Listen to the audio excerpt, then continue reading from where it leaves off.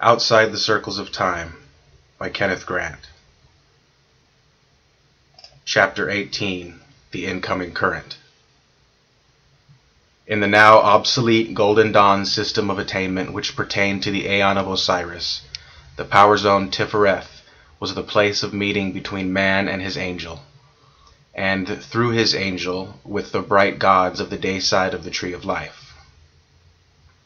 On the night side, however, which is the dark mirror wherein the future aeons cast their spectral vectors of force, Tifereth is the place of the black sun, which casts into the outer universe the essences or rays, kalas, of the black flame that burns behind the sun. It is, of course, absolutely essential that the dayside union with the angel should have occurred before the nightside nuptials are essayed. For the dark entity that is born of that congress is the daughter of Tetragrammaton, and the gateway to the dimensionless voids beyond Yugoth. By merging Mot and Horus into the double current, one can create a vortex with an extended lease. This not only ensures the duration of the vortex well into the Aeon of Mot, but also adds the increased intensity of supplemental power from the future. The vortices created now by the double current are being used and maintained by the Matian priesthoods downwind in the time stream. These even include the power places on present coastlines that will be submerged in the Aeon of Mot by seismic activity and other geological forces. Owing to humanity's exclusive traffic with dayside phenomena, and the use of the front of the tree by initiates of the Aeon of Osiris and Isis, a lopsided situation has arisen, which may be corrected only by a systematic invocation of the Qlipoth, or by the night-side equivalents of the power zones, cosmic and mundane. This is the reason for so much attention being directed by initiates today to the subconsciousness in the human being, and to extra-dimensional consciousness in the planetary and cosmic organism. The invocation of the Qlipoth is therefore incumbent upon those who, after having aligned themselves in consciousness with the vectors of ongoing force emanating from their angel, attempt to leap through the vortices, the black holes, and emerge in the Mot Aeon fully enlightened or awakened. The awakening process is likely to be violent, somewhat destructive, certainly purgative. Demons will scurry from every facet of the self. Ethics demand that silence and the magical circle be strictly employed by magicians during personal invocation of the Forgotten Ones, so that none may encounter his demons except himself. In the same paper, Andahadna warns the magician that to employ ninth-degree workings as the source of the manifestation substance for the invoked Forgotten Ones is exceedingly dangerous and potentially harmful, unless both partners are of equal mastery and the working is undertaken as a dual invocation. To engage in the work with an uninitiate or one of lesser grade would be exposing him or her to forces beyond his comprehension or control. Generally speaking, it were wiser to operate 8th degree, invoking Mot during the initial phase and imbuing the elixir with her essence of balance and truth. In a magical writing dictated by Na'atan, Andahadna explains that the magician can call upon the existence of a certain astral allies who are working with the double current. They can help in many ways, but care has to be taken to identify them before entering into compact with them. Their spectrum of operational fields begins in the sphere of foundation, Yesod, and extends its natural expanse into a trans-kether of its own universe. Their tree is thus shifted up a plane, and although there are congruencies in the upper spheres, our astral allies can only interact effectively with us in Yesod, which is their Malkuth. Further on, in the same writing is given a simple method of field analysis to determine the nature of an astral entity. The procedure is to radiate the essence of the sun of the hawk and the negative radiance of the black flame. The allies will match the radiance in tonal or harmonic frequencies. Alien entities will flee or be rendered immobile. The radiance may be engendered by visualizing a sun sphere bearing the eye of Horus and a black flame speckled with stars. Vibrate the mantram Lutis Nitra, and your astral body will emit the envisioned radiance. The gematria of the mantram is 359, which is half of 718, and the number of Shaitan, as the Ophidian complement of the double current Set Ma'at. It is also the number of Shtim, the sacred wind, upon which the allies ride. The Typhonian wind that is represented by the seventh head of the beast, called by the Sumerians the angel of the fatal wind. This is the breath of fire hissing to come forth and turn back, seeing by night and bringing by day. The allies are discreted elements of the magician's psyche. At the psychological level, they may be compared with the cast-off orgasm reflexes of Reichian psychology. The allies are astral embodiments of the most powerful atavisms in nature, and their resurgence is accompanied with great danger to the magician who is not properly in rapport with his angel. By finding them and using their power, consciousness is propelled in a quantum leap to the level of a native in the beginning of the Aeon of Ma'at. This is not an entirely safe method.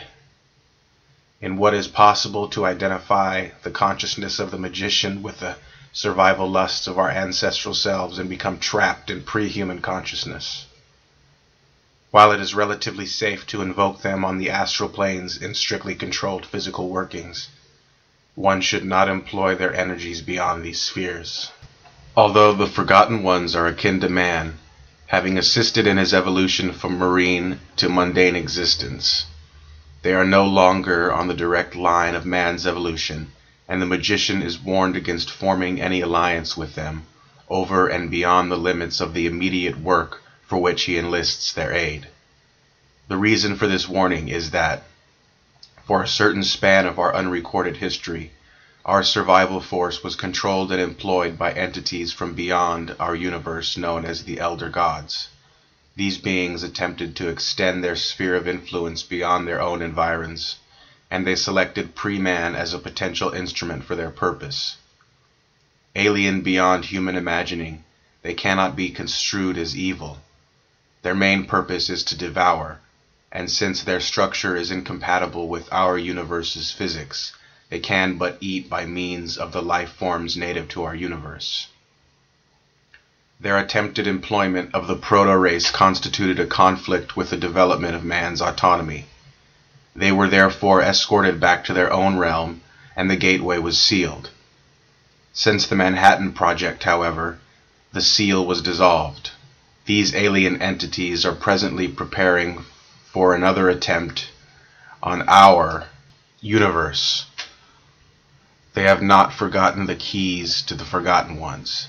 Indeed, they have periodically managed an occasional breach in the fabric of space-time before the gateway reopened. The Elder Gods exist outside our tree, and the gateway is in the non-sphere of Daath. There is a type of hidden connection between Yesod and Daath, and therefore there exists some danger of an Elder God, Forgotten One tie being reactivated. Ma'atian Gestalt consciousness is able to prevent such tie reactivation, but the degree of such consciousness available via the Forgotten Ones working alone is not sufficient to reseal the gateway.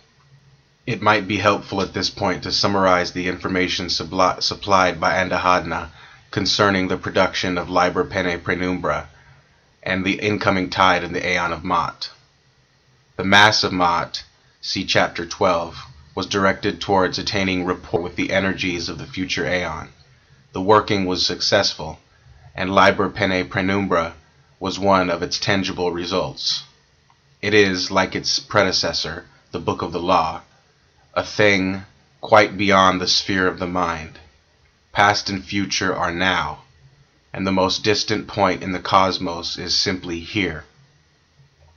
Both Sor and Ahadna and the Shadow have been assured of a continuation of the guidance they receive from Ma'atian entities via the Mass of Ma'at for the remainder of their current incarnations.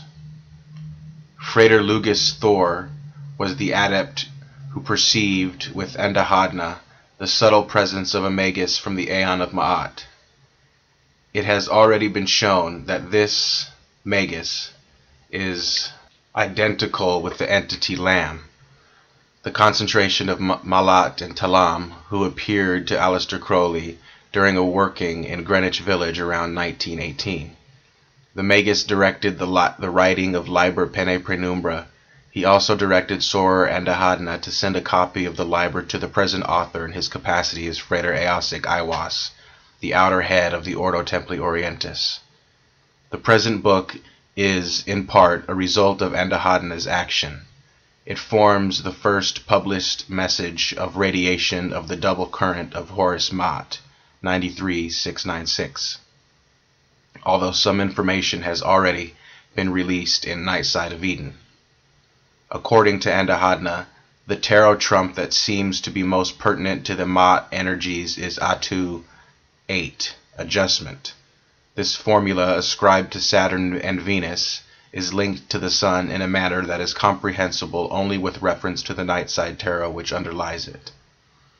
The guardian of the tunnel underlying the 22nd path to which Atu 8 is described is Lafkersiax, whose number is 671, the number of Adonai, the Lord, i.e. the Sun, Tifereth. Beneath the path, Adonai becomes Idonius, a form of Had, Hades, Lord of Hell. Adonius is therefore a form of the Plutonian current that rules the abyss. The magical power attributed to the adept who can use this current is ability to balance upon the treacherous and funambulatory way that leads from the negative to the positive in the realm of creative chaos. It enables the magician to spin a web across the gulf of the abyss. The zootype of this formula is the spider. The orthodox attribution of Path 22 associates it with Ma'at, and it is easy to recognize in the tunnel that underlies it a distortion of Ma'at symbols. The balance, Libra, the feather, wing or genitalia, and sword, emblem of the Scarlet Woman. In the sigil of Lafkersiax, the cross of equilibrium is awry and the scales upset. The ruler of the balance has been put down as the Lord of the Abyss opens the gate of the Dark Goddess and brings forth fantastic beings that haunt this tunnel in the form of ravenous birds with the faces of women who snatch away the souls of the living from their mortal clay. But these considerations are limited in their meaning and application. We should recall Crowley's words in the Book of Thoth, page 86. In the greatest symbolism of all, the symbolism beyond all planetary and zodiacal considerations, this card, Atu 8, is the feminine complement of the Fool. For the letters Aleph Lamed constitute the secret key of the Book of the Law, and this is the basis of a complete Kabbalistic system of greater depth and sublimity than any other. The details of this system have not yet been revealed. The reference is to the Aeon of Ma'at, which, pertaining as it does to the perfection or ultimation of the Aeon of Horus, lay beyond Crowley's work. It was Frater Akkad who assumed the work of revelation, but he left it unfinished. Since Endahadna's receipt of Liber Pene Praenumbra, however, the work has again progressed. Crowley correctly assessed the nature of the woman goddess Ma'at when he described her, Thoth, page 87, as the ultimate illusion, which is manifestation, the dance, many-colored, many-wild, of life itself. If the word manifestation is considered in the light of the previous remarks on this subject, it will become apparent that Akkad has correctly defined the word of Ma-Eon, i.e. of Ma'at. The nature of Venus is the essence of womanhood, and the nature of Saturn is the essence of time, which is the manifestation through woman of the eternal illusion of being and becoming, of moving and going. Saturn is therefore the lord of the kalas of the many-colored dance. Atu 8 thus resumes the formula of Set, or the beast, and the scarlet woman, as identical with the magical formula of the 9th degree of the OTO, the formula of love under will. Immediately after the reception of Liber Pene Praenumbra, Sor Anahadna became the vehicle of the entity whose portrait she painted while in a state of semi-trance, in which she also produced similar writings. Like Crowley, Andahadna is emphatic in her denial that these writings were in any sense automatic. They proceeded from a discrete entity having a personality and an individual identity distinct from her own. At various stages of her work, she alludes to her three geometrical friends, Rosarion, Rotat, and Navhem. Some of the regulars that work through me are our lodge angel Terikon, and Adina medicine chief named Bearclaw, a priest of Saturn I know only as the dream master of Terion, and my three geometrical friends. Rosarion is a crimson sphere of light, Rotat a Kabbalistic cross of salmon pink and light blue, and Navhem is a dark blue five-pointed star. There are also darker geometrical friends, such as those seen by Spare in a curious form of trance, dreaded by practitioners of dream control, when the dream disintegrates and breaks away from control, carrying the dreamer into terrifying alien dimensions where circles speak and angles sharpen into dizzy spires, from the finials of which the dreamer dives in a black ecstasy of creative vertigo. Much of Spare's work was accomplished after waking from such trances. Andahadna's geometrical friends waited for her on one occasion in the Temple of Babylon, on the upper astral levels of consciousness, at a place she calls the Desert of the Stars, and which she describes as a convenient central location with multiple access to many useful places. It was from regions such as these that Liber Pene Praenumbra and other writings emanated. Andahadna relates that on January 14, 1975, quote, as I began an entry into my diary, Liber Pene Praenumbra began writing itself non-stop. I later typed several copies, giving one to Frater Nemo and one to Frater Ariel. They both advised me to keep the matter quiet until the current should provide a suitable occasion to release it. When Alan Holub mailed me his bundle of correspondences to be placed in the archives, I obtained your address. I hadn't intended to disturb you with any communication, but an unquestionable directive came. Andahadna's communication, i.e. Liber PP, disclosed notable similarities between her work and the abandoned Amalantra working, which ended, it will be remembered, with a cryptic reference to an egg.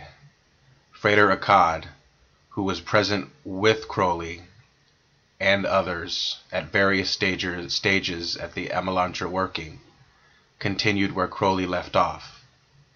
I have been shown in Cults of the Shadow the stages the work reached under Akkad's direction, but the conclusive fact that Andahadna had taken up the thread became apparent only after my discovery that the word ipsos, which is declared in Liber Pene Praenumbra, to be the word of the Aeon of Ma'at, is Kabbalistically identical with RPSTOVAL, a secret cipher contained in AL.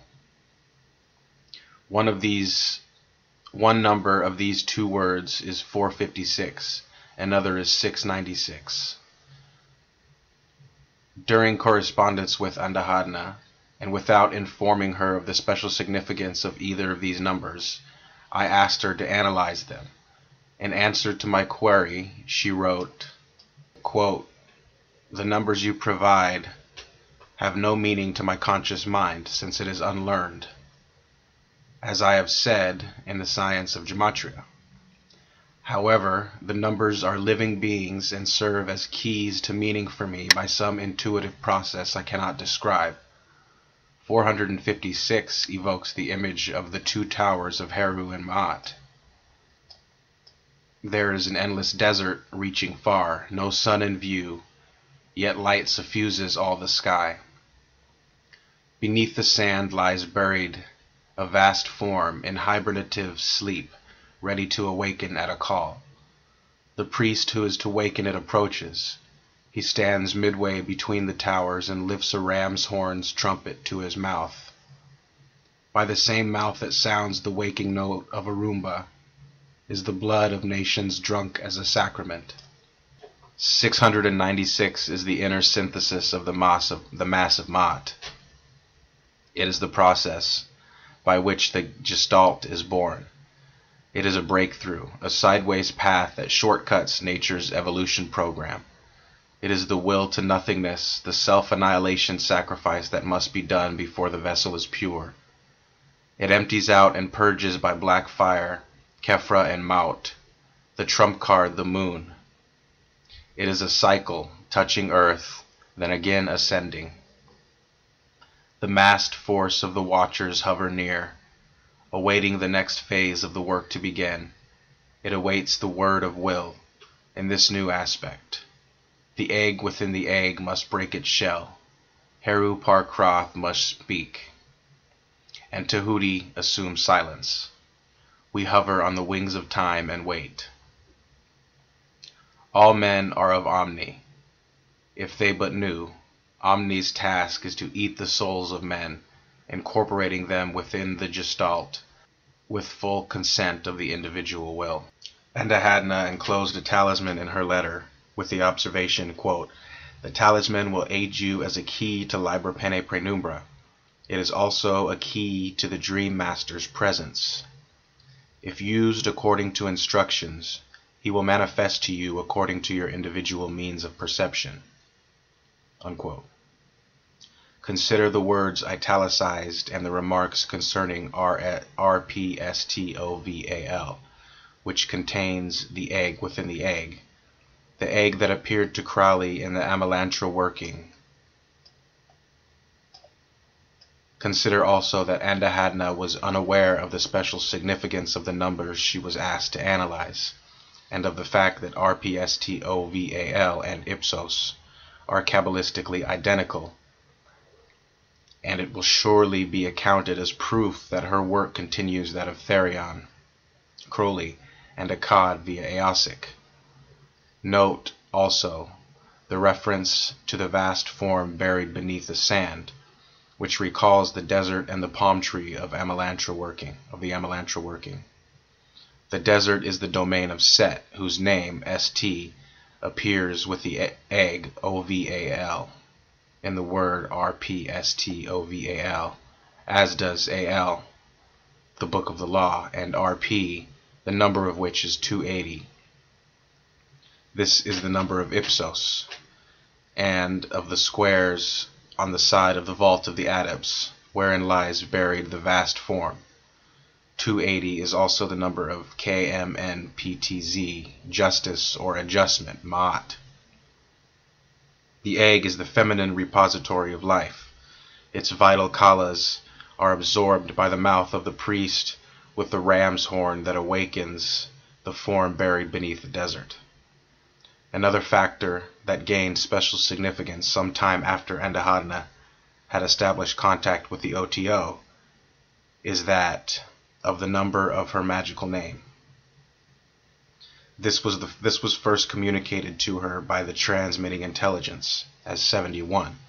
In a letter explaining her magical name, she wrote, quote, "The name is Andahadna, its number 124. 71 was originally given, and forcibly so, but its significance has yet to be encountered. It came with Nahada, whose enumeration is 62, so 71 was shelved until further data be acquired. Adahan drifted in as the mirror shadow of Nahada, and as such took the same numeration of 62. The twins combined as Andahadna, 124, then contracted by dropping the superfluous letters to Andahadna, to Andadana, but it kept the numeration of the expanded form." Unquote. 71, as shown elsewhere, is the number of Lamb, the intelligence with whom Crowley was in contact while in America. It is highly probable that this intelligence dominated the Amalantra working which Crowley performed with Akkad and others around 1915. The face of this entity is egg-shaped, and Andahadna, unaware of this, took up the symbolism of the egg in her designation of the Talam and Malat, and their relation to the white and red egg of the massive Mat. The number 71 is also the number of the Latin word vagina, the nest and the gate of birth, and of Allele, the image of nothingness and silence, which is a fulfillment of the aspiration. The aspiration is symbolized by the aspirate He, the female, in this case, the daughter of the Tetragrammaton formula. 71 is also the number of the dove, the primal Typhonian bird symbolic of the vagina. The word of the dove is Hriliu. It is the creative word vibrated in silence, in the shrill scream of orgasm. 62, another number associated with Andahadna, is the number Nav, the ark, the womb, or navel. The vagina is the ark of the egg, and, in another sense, the cosmic space capsule, the vessel of the void that conveys the word to man from the voice of the silence. The silence here implied is that which Crowley stigmatized as a number of sin, restriction, the wrong kind of silence, that of the Black Brothers. But this is a typically Solarite interpretation of the mysteries of the moon goddess Sin and of GVP 89. The closing of the womb and the destruction of the egg by the waters. The Atlantean designation of the lunar current was the word Zin. One of its numbers, 67, is that of the word Zain, which is associated with the nameless aeon, at which Crowley hinted with trepidation, see Chapter 6. Another of its numbers is 717, which is one less than a phrase meaning into desolation through the unspeakable, which is also suggestive of the wordless aeon. 717 is also a form of Aosic, the name of a great old one whose connection with that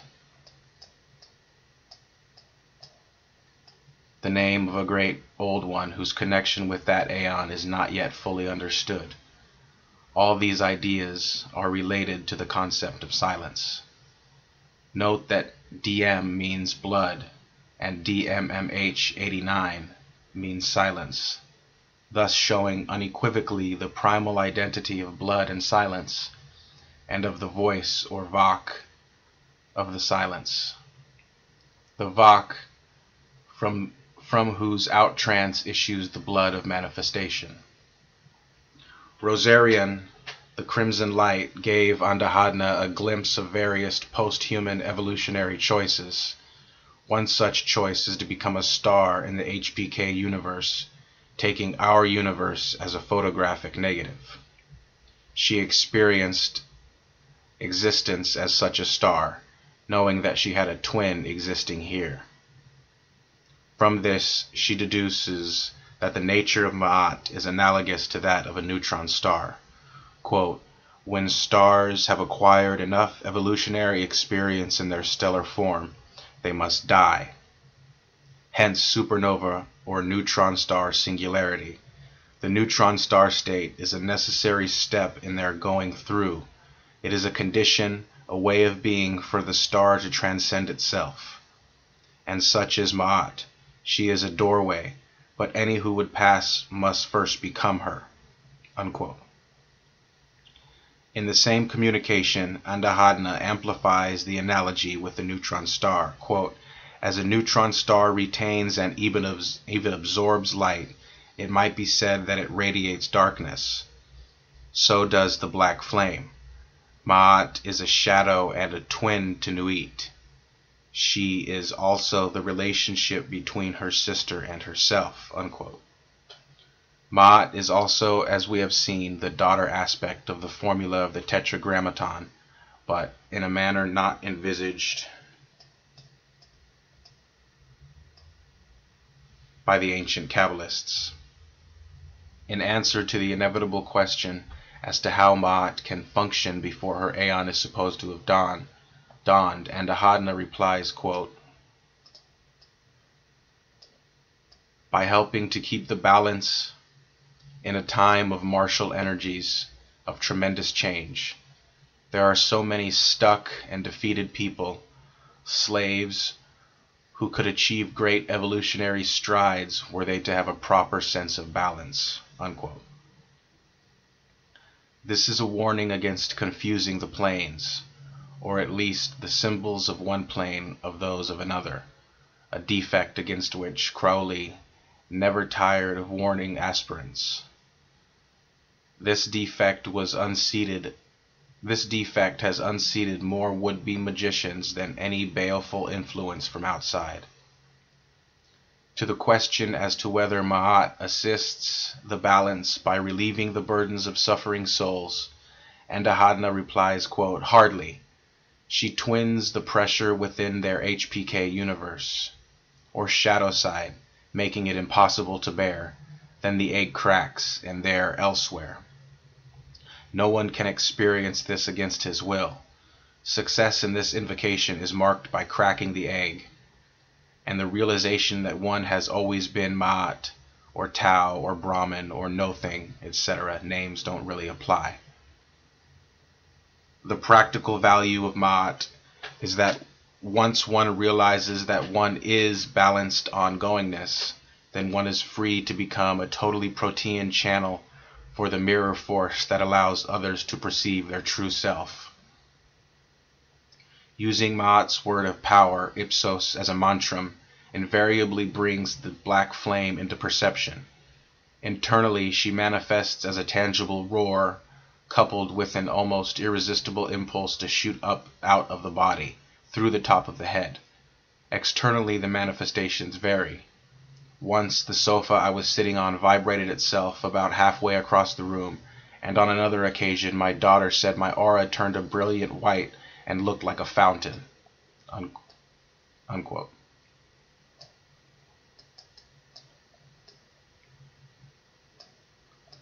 Andahadna had no intention of publishing the Book of the Forgotten Ones, even after the second part had been received. On the contrary, she almost succumbed to an impulse to rip it to shreds. Furthermore, she made no attempt to analyze the words of power because of a reluctance to play with the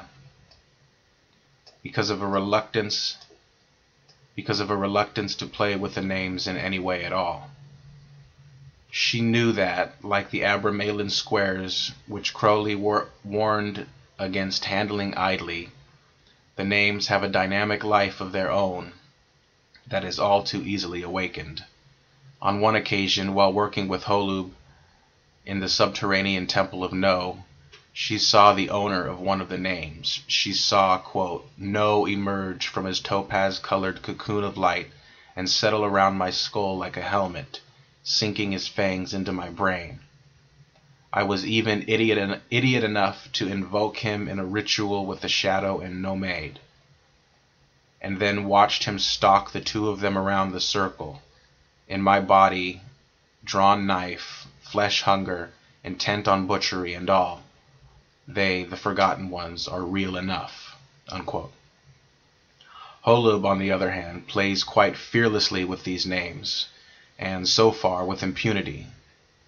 He has a particular leaning towards the great old ones, and according to Andahadna, his work with them is highly effectual. It was during a joint working that Holub had the vision of the Golden One, the feminine analog of Na'atan. Holub is thus an efficient channel of the double current in its Ma'atian form.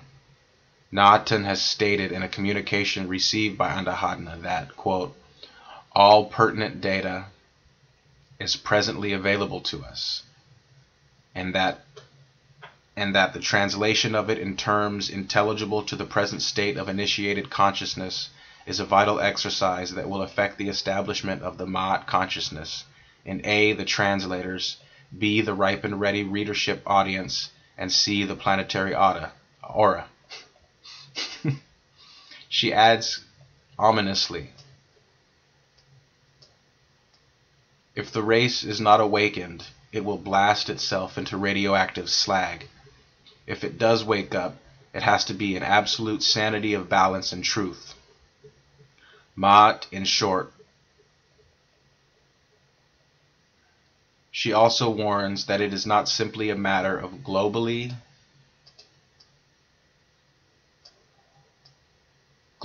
unleashing the forgotten ones in the day side, i.e. on the hither side of the tree of life. This would almost certainly result in massive panic.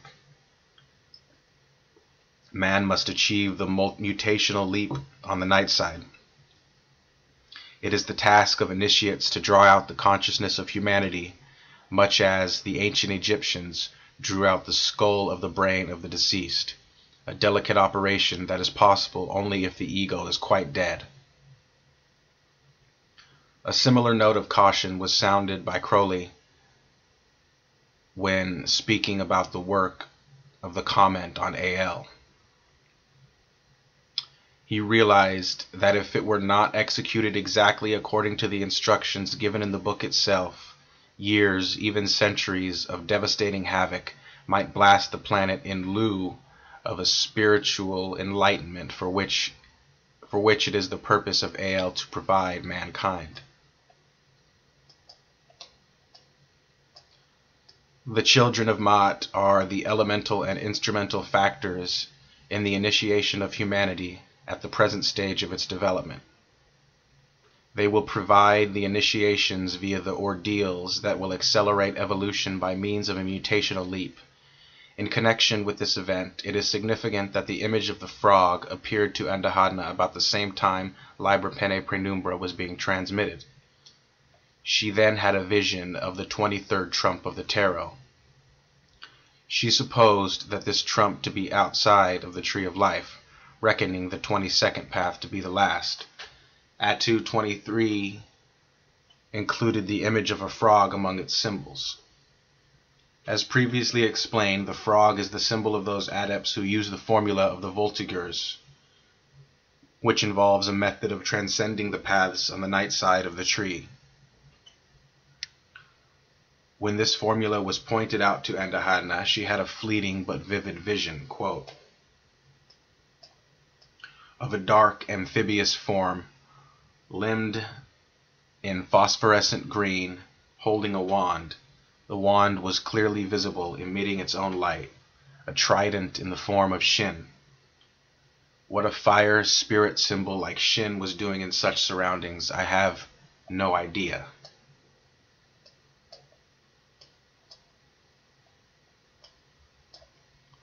He, i.e. the amphibious form, reminded me about the 23rd trump, which contained the images of a ballerina, a winged eye, a clown, and a frog.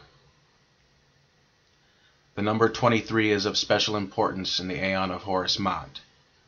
But here we are concerned with the image of the frog as the symbol of leaping from one aeon to another on the funambulatory pathway, of which the ballerina and the clown are symbols. The winged eye, on the other hand, is the symbol of Ianu, the formula, according to Holub, for grounding forces of all times into the present aeon. The symbolism of the frog, is a little more complex than at first it appears. The following jottings from Andahadna's magical record are illuminating. Quote, frog, Cthulhu's totem, tadpoles like spermatozoa grown large, marvelous mouth, with the tongue anchored in backwards, attached at lower jaw and lying in a groove toward the back of the throat.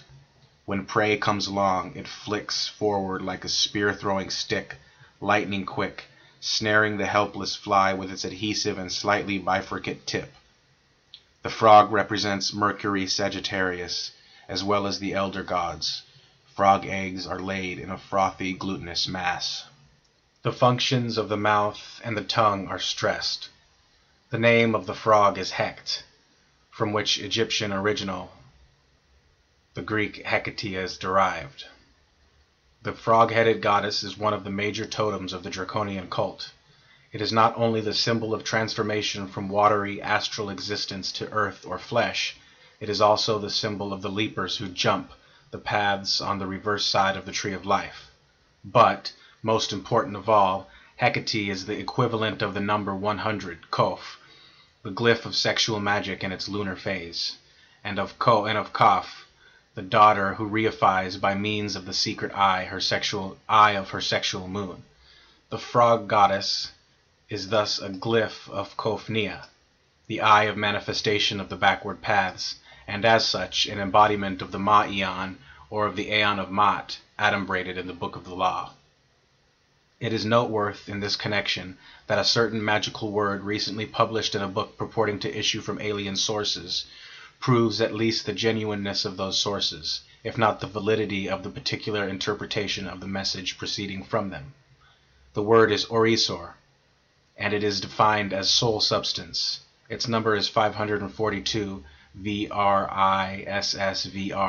which is Kabbalistically identical with the MQBTH, the foramen or small hole in the heart, which is identical with the void, Sunyata, that is the base and substance of all things. 442 is also MSHBR, the os matricis ruptura uteri, the mouth or matrix or mother, the breaking or opening of the womb. It is thus a number of Ma'at, and the daughter of Ma'at, and of the process of breaking open, represented by the horn of the beast as it accomplishes the great work. This process is demonstrated geometrically by the sum of the initials of the two great orders, the AA and the OTO, which typify the great actives and passives, the beasts and the mother, for OTO plus AA also equals 542. Furthermore, when the beast 666 and the great work 418 are in the phase of direct functioning, their number becomes 1084, which is twice times 542. Thus, the OTO and the AA generate the soul substance known as Orisor, which power informs the double current of Horus and Maat. Here we have another demonstration of the identity of man's origins in space. According to the few descriptions given in Phillips's book, Orisor is a being of another order, another world, a great old one like Aiwass, Amalantra, Aosic, Abuldiz, and others. Note the similarity of the word Orisor to the African word Orisha or Oricha, which means fetish, oracle, or divine word. Pharaoh refers to good and bad Orishas, and others who cannot be traced back to any human origin. According to Pharaoh, under the term Orisha are included many gods, stated by the priests generally to be 401 in number, unquote.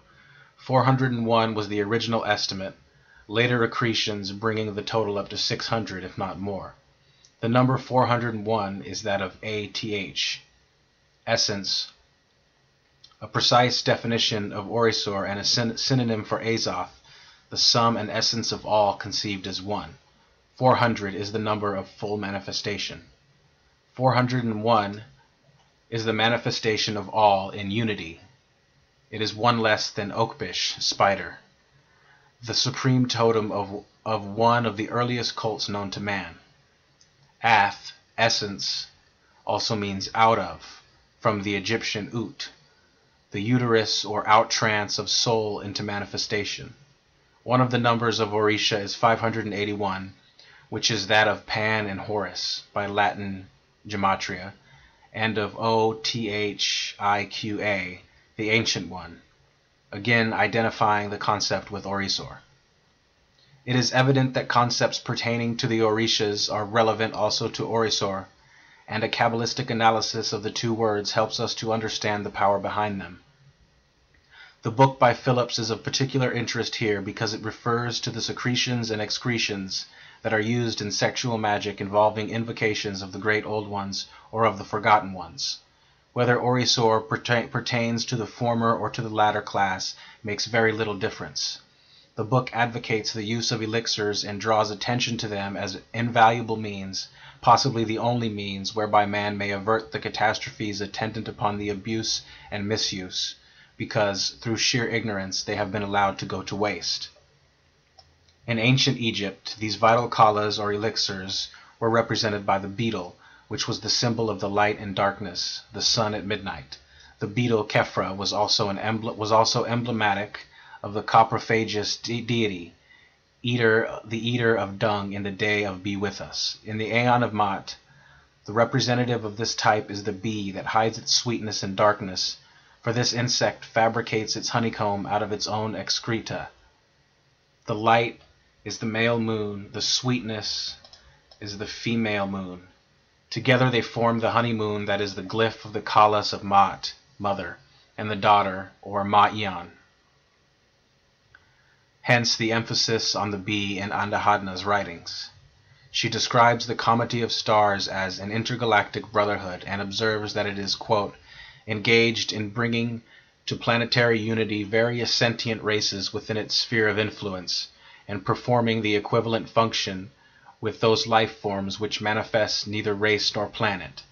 Man, as a unified planetary person, is vital to the becoming of this supergestalt. As a seed, man is not really native to Earth. He was planted by the comedy long ago by means of DNA manipulation into the racial stock of the then dominant primate species, thus tasting of the fruit of the tree of knowledge of good and evil. But there was a point of choice.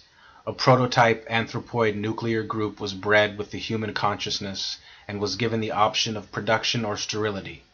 The comedy has maintained a close watch ever since, intervening in our history by means of human agents, by myth and legend, by directing the racial unconscious on the astral plane, by focusing the increasingly subtle sequence of the magical current into the developing individual consciousness, and, at last, giving guidance to Na'atan so that he can complete the job of his own awakening." Unquote. Andahadna suggests, no doubt correctly, that, quote, one reason why the Forgotten Ones are so difficult to work with is that they derived from the parent stock of primates upon whose chromosomes we were impressed. Unquote. Andahadna has no hesitation in declaring that the seed of man was planted on this planet by an alien intelligence. I have suggested in previous writings that the teachings relevant to man's spiritual initiations issue from the AA, which I have identified with the star of Set, known astronomically as Sirius. It should be remembered, however, that Sirius is but a symbol and a focus of extracosmic influences. This fact of man's alien origins is concealed in the name Orisur, one number of which is 810, the number of semen, i.e. seed. It is also the number of LSHPTH, meaning ad labium, at the lip, and of the Greek Cyprus, a name of Venus, showing in this context the sexual nature of the lip, or mouth, and its double function, sucking, absorbing, and uttering the word. Similarly, the word Orisha, when valued at 650, contains reference to the LSHOIRM, or Daemonibus hirsutus, the hairy, goatish deities worshipped in Egypt, sacred to Sirius. Arabian lore mentions these creatures and identifies them with a class of jinn. The author of The Undiscovered Country comments as follows, quote, "One is instantly reminded of the Highland Glaistig, half goat, half woman. The Flying Saucer Review has reports of entities of this kind." Unquote. The jinns were also covered in hair and affected animal shapes. These may be equated with the Almas, the haunter of the Gobi Desert, a version of whose name appears in the invocation of the Great Old Ones in a story by H.P. Lovecraft. The invocation is based on a ritual preserved by Eliphas Levi, who renders the name Almusin.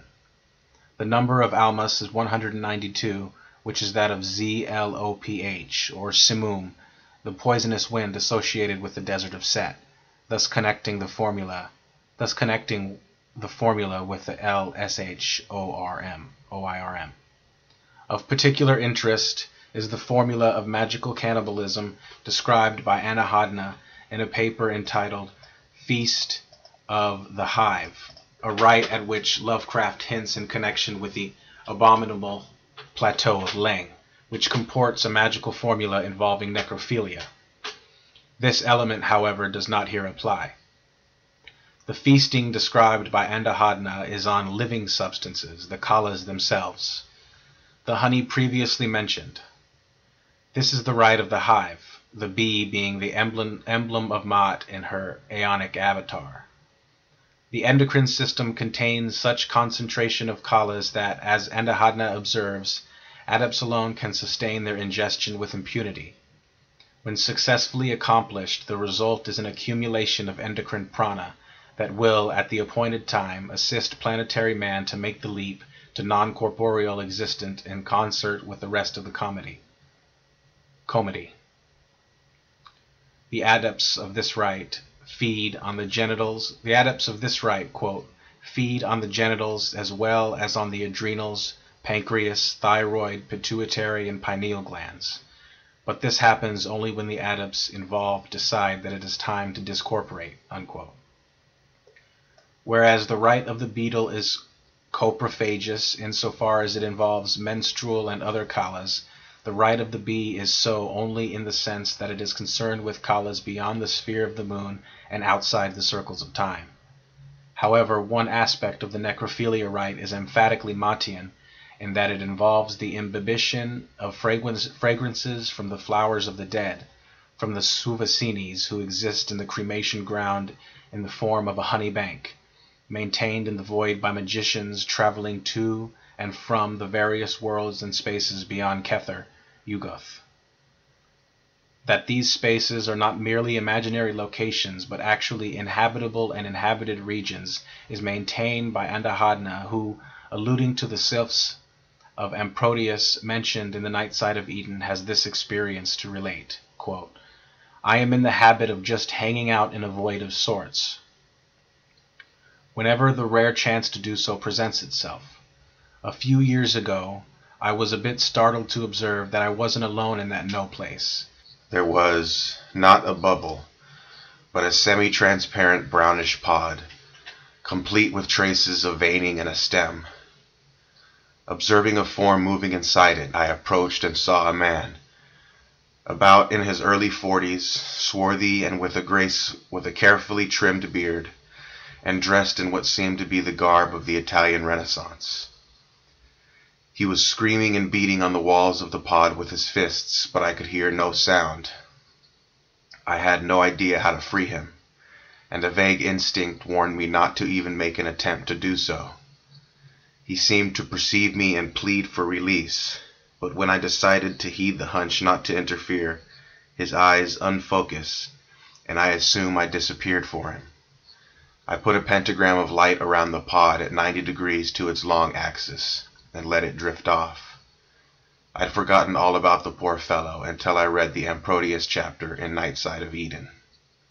Unquote. These space zones are exclusive to the type of entity that normally haunt the tunnels of Set. There are a number of ways of gaining access to these tunnels, From the curious nervous cough described by George MacDonald in Lilith, to the elaborate dances devised by Andahadna for gaining entrance to the tunnels and the paths. She notes that the dizziness induced by the dances enables the magician to enjoy a dissociation of perception that may be akin to Austin Spare's formula of creative vertigo. Each individual magician should discover his own peculiar modes of access. These cannot be contrived artificially, for they are suggested directly from the subconscious by chance occurrences of nervous stimulation, which engender the atmosphere necessary for creative work in any sphere. Rimbaud's science of stimulation by the formula de règlement de tous les sens has already been discussed.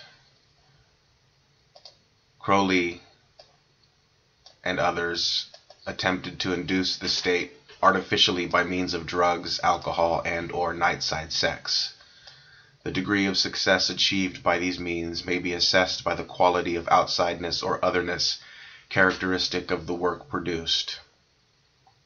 Crowley, Spare, Dali, Tanguy, and others used the formula successfully, but many artists, although inducing the required state of hypersensitivity, fail to bring through and mold in the flesh of their respective media the influences that flow through them.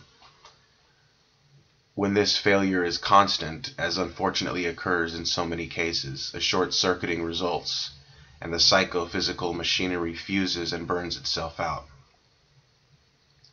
The magical ability of the artist depends very largely upon the acuity of his sensitivity. This is something more than the sensitivity of a psychic or spiritist mediumship, which is a form of passive creativity. Rather is it the active hyperesthesia of the occultist in an inspired and oracular phrase exemplified in the present case by Sor Andahadna. This artist priestess, whose powerfully magical and artistic work is becoming increasingly sought after in the United States, combined initiated insight with a comprehensive grasp of the present critical world situation. She wishes to conceal her mundane identity. After deciding to appear in this book under the name which she is known in the OTO, she wrote, quote, I had considered suggesting the use of Naatan's name as author, but he wants no part in it, at least in terms of the 20th century. It's not that he is a future chauvinist, but he wishes that the clarity of distinction of aeons be maintained, lest Frater Akkad's error be repeated, and the work of the aeon of Horus be thereby slighted. He recommends that each of us working the Mott current be fully prepared to accept responsibility for its manifestation as individuals and guides. Otherwise, those whose consciousness responds to the Mott energy may find it difficult, if not impossible, to gain access to it for themselves. Ipsos will open the necessary portals, but the effects of the initial contact usually act as a means of disorientation. Unquote. This passage raises an interesting and vitally important point.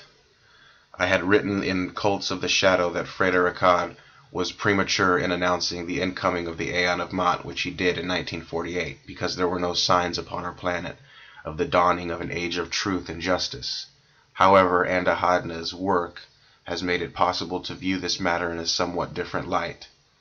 As I hope I have shown in the present book, there seemed little doubt at that time that Akkad was premature in his optimism, but that the Aeon of Horus will endure for the span of an aeon as normally gauged is now somewhat doubtful. What emerges directly from Andahadna's writing and indirectly from Akkad's is that the work of the Aeon of Horus consists specifically in paving the way for the advent of the 80s, with all the implications of that number, and of the remainder of verse 46, chapter 3, with its augury of man's supreme abasement as he stands now in time literally upon the brink of the 80s. 46 is the number of MV, and the voice of the vulture, and it is interesting to note in this connection the correspondence with Ma'at of the three stages of the primal fire, Kundalini, in the human organism.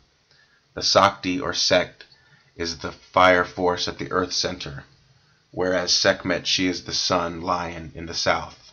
At the lunar center, Yesod, she is Sekhmaut, typified by the vulture, the bird associated with the mummified dead, symbolic of the entranced priestess exploring the Amenta, the subconscious. At the highest center, she becomes Sekhmat, who utters the word of truth from the mouth of hell. Allusion has already been made to a most significant confirmation of the mouth symbolism in connection with the daughter aspect of Ma'at. We have here, then, three major concepts that demonstrate a connection between death, the mouth, Pe, and the sexual energies of the lunar current, typified by Kof.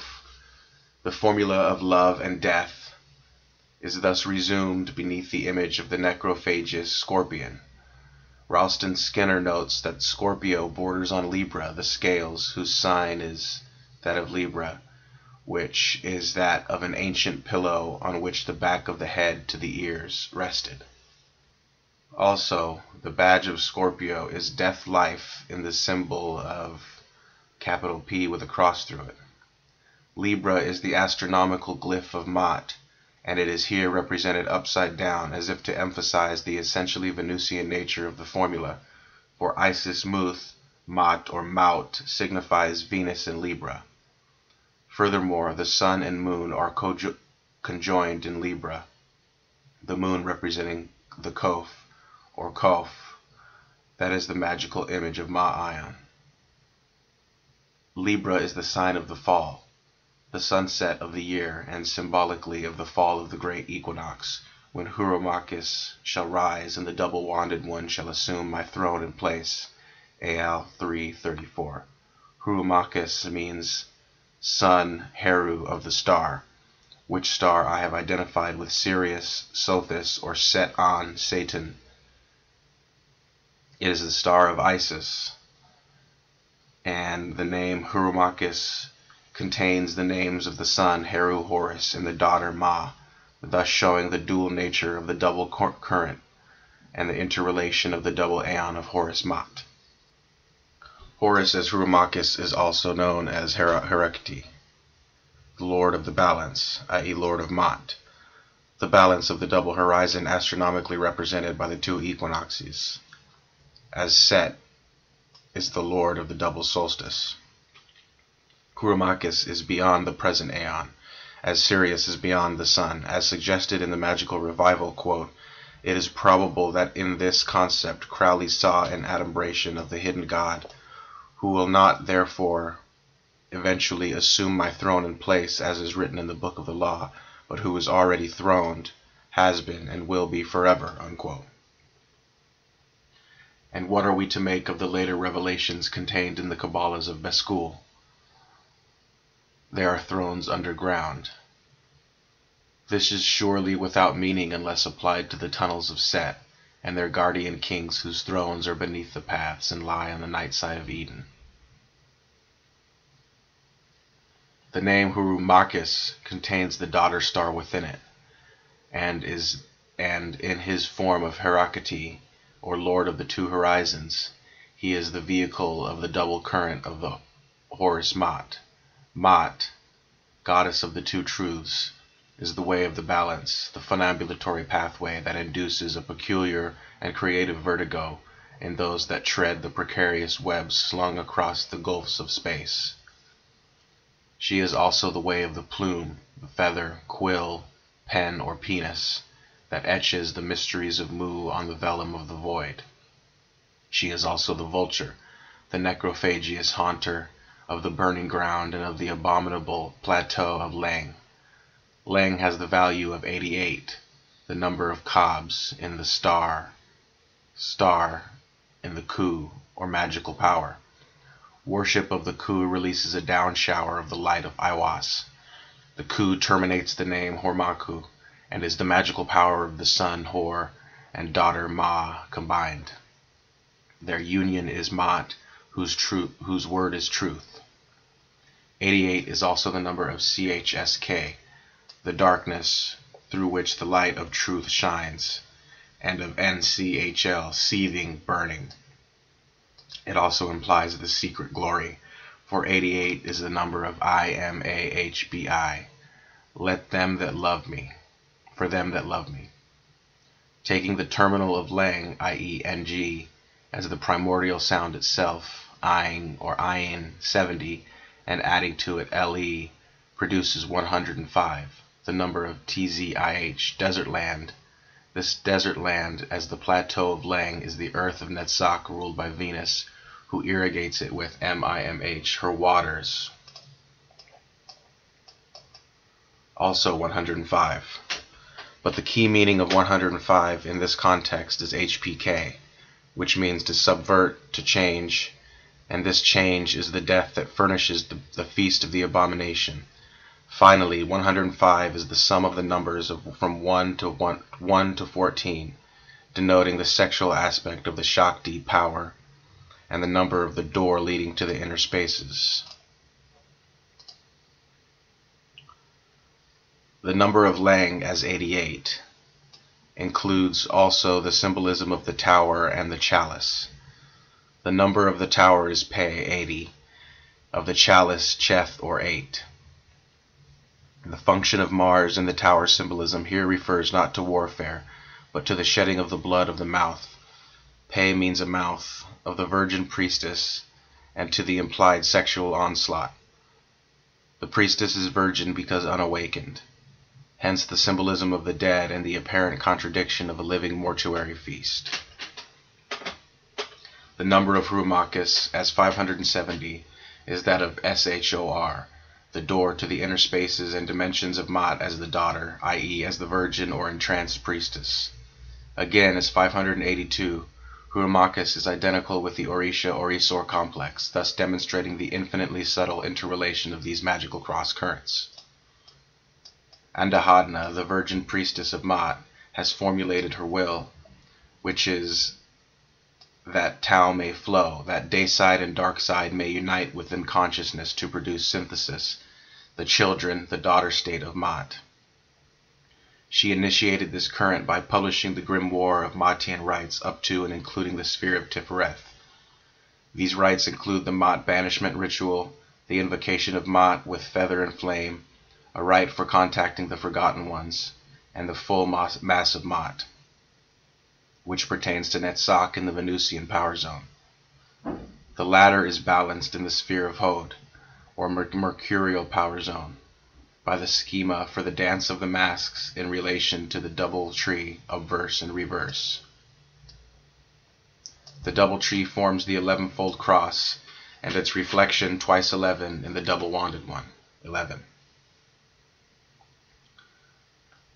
One number of the word mask is 121, or 11 squared. It is the number of nocturnal vision and implies the functioning of the priestess on the night side of the tree. It is also the number of HGLGLIM, or whirling motions, suggesting the dance as a creative vortex funneling the kalas of the Suvasini. It may also be significant that 121, 11 times 11, is the number of Satan. Taking the final letter of mask as the value of Kof, the number 201 is obtained.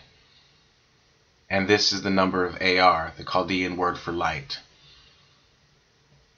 The light which is concealed as a child in the womb of its mother, thus the perfect talisman of Mat. The child, daughter, is the manifestation of the mother, Mat. Toward the end of his life, while performing the twice-yearly ritual of obtaining a word for the equinox, Crowley's magic ring touched upon the word manifestation at the end of the first chapter of AL. The exact date is unknown, but it was shortly after my first meeting with him in 1944. And so, as the egg in the Amelantra vision broke and gave birth to Akkad's work, so this oracle of manifestation seems to now point directly to the Ma Ion, which Sorer and Ahadna is now bringing to birth.